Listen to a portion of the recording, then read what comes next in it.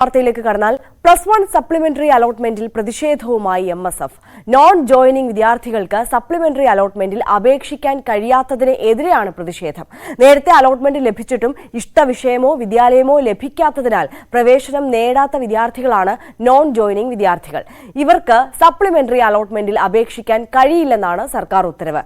Seat ലഭിക്കാത്തതിനാൽ unaided കോഴ്സുകളിലടക്കം ചേർന്നവർക്കും സപ്ലിമെന്ററി അപേക്ഷിക്കാനാവില്ല. സർക്കാർ ശ്രമം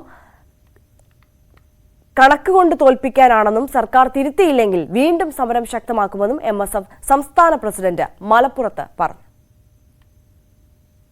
ആദ്യം അദ്ദേഹം പറഞ്ഞത് അപ്ലിക്കേഷൻ ജയിച്ച മുഴുവൻ കുട്ടികൾ ഇതിന് തയ്യാറാകില്ല എന്നാണ്. 10ാം ക്ലാസ് പാസ്സായിട്ടുള്ള വിദ്യാർത്ഥികൾ എല്ലാവരും +1 തയ്യാറായി എന്ന് മാത്രമല്ല CBSE വിദ്യാർത്ഥികൾ കൂടി കേരള സിലബസിലേക്ക് +1 വരാൻ വേണ്ടി തീരുമാനിച്ചു. അപ്പോൾ നമ്മുടെ കേരള സിലബസിൽ നിന്ന് 10ാം ക്ലാസ് പാസ്സായതിനേക്കാൾ കൂടുതൽ സീറ്റ് അവൈലബിലിറ്റി മലബാറിലും മലപ്പുറത്തും ഒക്കെ ആവശ്യമായി വന്നു. അപ്പോൾ അദ്ദേഹം പറഞ്ഞു 10ാം ക്ലാസ് കഴിഞ്ഞ എല്ലാവരും +1 എന്നല്ല പോളിക്കും ITക്കും ഒക്കെ പോകുന്നുണ്ട് എന്ന് പറഞ്ഞു. ആ അപ്ലിക്കേഷൻ കഴിഞ്ഞപ്പോൾ പോളിക്കും ITക്കും എന്നല്ല ഞങ്ങൾക്ക് +1 സീറ്റ് തന്നെ വേണം എന്ന കുട്ടികളുടെ ഇൻട്രസ്റ്റ് കണക്കുകൾ നമുക്ക് ബോധ്യപ്പെട്ടു. ആ സമയം തൊട്ടാണ് അദ്ദേഹം കണക്കുകൾ കൊണ്ട് ഒരു ട്രിക്സ് കാണിക്കാൻ വേണ്ടി തുടങ്ങുന്നത്. അപ്പോൾ തൃശ്ശൂർ അതിർത്തിയിലുള്ള ഒരു കുട്ടി, അല്ലെങ്കിൽ പാലക്കാട് അതിർത്തിയിലുള്ള ഒരു കുട്ടി, കോഴിക്കോട് അതിർത്തിയിലുള്ള ഒരു കുട്ടി, തൊട്ടടുത്തുള്ള സ്കൂൾ എന്ന് പറയുന്നത് മലപ്പുറം ജില്ലയിലാണെങ്കിൽ ആ കുട്ടി മലപ്പുറത്ത് കൊടുത്താൽ അത് മലപ്പുറത്തിന്റെ അപ്ലിക്കേഷൻ നിന്ന് കുറയ്ക്കണം എന്ന് പറഞ്ഞിട്ടാണ് 10,000-ഓളം അപ്ലിക്കേഷൻ മന്ത്രി കുറച്ചത്.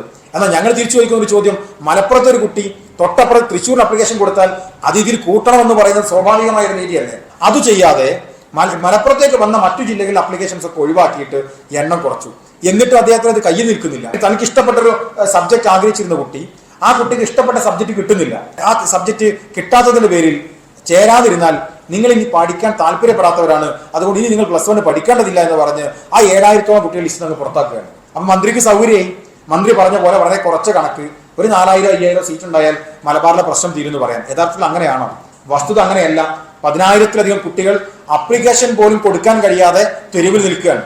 അവർ പറയാണ് ഞങ്ങൾക്ക് അപ്ലിക്കേഷൻ കിട്ടിയത് മാത്രം പരിഹരിച്ചാൽ മതി എന്ന് 5-ാം തീയതി മറുപടി പറയാം എന്ന നിലക്കാണ് മന്ത്രി ഇങ്ങനെ ഒരു മാത്തമാറ്റിക്കൽ ട്രിക്സ് കാണിക്കുന്നതെങ്കിൽ ഞങ്ങൾ അദ്ദേഹത്തോട് പറയുന്നത് ഈ കുട്ടികൾ തെരുവിലുണ്ട്, അവരെ കൂടി സമൂഹത്തിന് മുമ്പിലേക്ക് ഉയർത്തി കാണിച്ച് നിങ്ങളുടെ കള്ളത്തരങ്ങളെ പൊളിച്ചെടുക്കുക തന്നെ ചെയ്യും എന്നാണ് ഞങ്ങൾക്ക് പറയുന്നത്.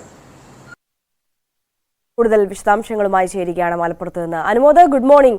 പ്രതിസന്ധി ഒഴിയാതെ നിൽക്കുന്ന ഒരു വിഷയമാണ്. ഇതിൽ എങ്ങനെ പരിഹാരം കാണുമെന്നുള്ളത് നമുക്ക് അറിയില്ല. എന്തായാലും കണക്കുകൾ നിരത്തി വിദ്യാഭ്യാസ മന്ത്രി മാധ്യമങ്ങളെ കണ്ടപ്പോൾ പറഞ്ഞത് ഈ അലോട്ട്മെന്റ്, സപ്ലിമെന്ററി അലോട്ട്മെന്റ് കൂടി കഴിയുമ്പോഴത്തേക്കും എല്ലാവർക്കും അഡ്മിഷൻ ലഭിക്കുന്ന തരത്തിലേക്കാണ് കാര്യങ്ങൾ നീങ്ങുന്നത്. അത്തരത്തിലൊരു പ്രതിസന്ധി, സീറ്റ് ക്ഷാമമോ ആർക്കും വിദ്യാഭ്യാസം തടസ്സപ്പെടുന്ന ഒരു സാഹചര്യമോ മലപ്പുറത്തില്ല എന്നുള്ളത് ഉറപ്പ് നൽകിയതാണ്. പക്ഷേ ഈ അലോട്ട്മെന്റ് ആപ്ലിക്കേഷൻ അയക്കാൻ പോലും കുട്ടികൾക്ക് കഴിയാത്തൊരു സാഹചര്യത്തിലേക്ക് കാര്യങ്ങൾ എത്തി നിൽക്കുന്നു എന്നുള്ളതാണോ മനസ്സിലാക്കുന്നത്? വലിയ പ്രതിഷേധത്തിലേക്ക് MSF തുടരും, അവരുടെ പ്രതിഷേധം തുടരും എന്ന് മനസ്സിലാക്കണമല്ലേ?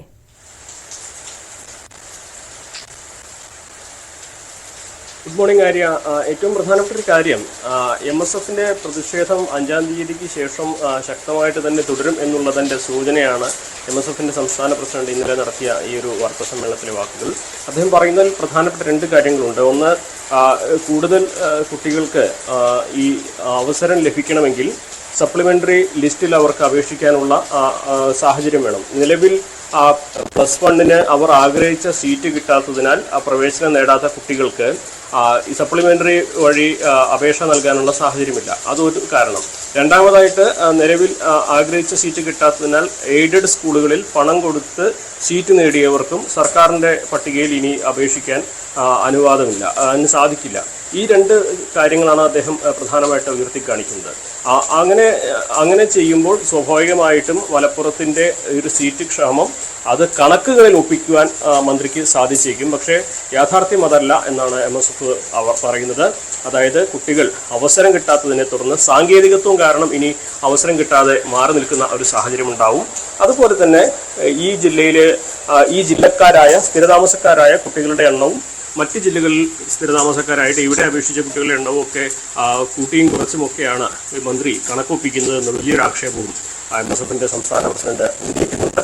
എന്നിട്ടാണെങ്കിലും 5-ാം തീയതി സപ്ലിമെന്ററി അപേക്ഷയ്ക്കുള്ള അവസാന സമയം, അതിനുള്ളിൽ ഈ ഒരു കുട്ടികൾക്ക് അവസരം ലഭിച്ചില്ലെങ്കിൽ, സപ്ലിമെന്ററി ഈ സാഹചര്യത്തിൽ അപേക്ഷ നൽകുവാൻ അവസരം ലഭിച്ചില്ലെങ്കിൽ അനുമോദിലേക്ക് ഞാൻ മടങ്ങി വരാം. ചെറിയൊരു ഓഡിയോ പ്രശ്നം, റേഞ്ചിന്റെ ഇഷ്യൂ ആണെന്ന് തോന്നുന്നു, അനുമോദിനെ അവിടെ നിന്നും രേഖപ്പെടുത്തുന്നുണ്ട്. എന്നാലും +1 സപ്ലിമെന്ററി അലോട്ട്മെന്റിൽ പ്രതിഷേധവുമായി MSF രംഗത്ത് ഇറങ്ങിയിരിക്കുകയാണ്. നേരത്തെ പ്രതിഷേധ രംഗത്തുള്ളവരാണ്. ഇനിയും കൂടുതൽ ശക്തമായ പ്രതിഷേധത്തിലേക്ക് കടക്കുമെന്നുള്ളതാണ് മനസ്സിലാവുന്നത്. നോൺ ജോയിനിങ് വിദ്യാർത്ഥികൾക്ക് സപ്ലിമെന്ററി അലോട്ട്മെന്റിൽ അപേക്ഷിക്കാൻ കഴിയാത്തതിനെതിരെയാണ് ശക്തമായ പ്രതിഷേധവുമായി മുന്നോട്ട് പോകാൻ ഇപ്പോൾ MSF തീരുമാനിച്ചിരിക്കുന്നത്. നേരത്തെ അലോട്ട്മെന്റ് ലഭിച്ചിട്ടും ഇഷ്ടവിഷയമോ വിദ്യാലയമോ ലഭിക്കാത്തതിനാൽ പ്രവേശനം നേടാത്ത വിദ്യാർത്ഥികളാണ് ഈ നോൺ ജോയിനിങ് വിദ്യാർത്ഥികൾ എന്ന് പറയുന്നത്.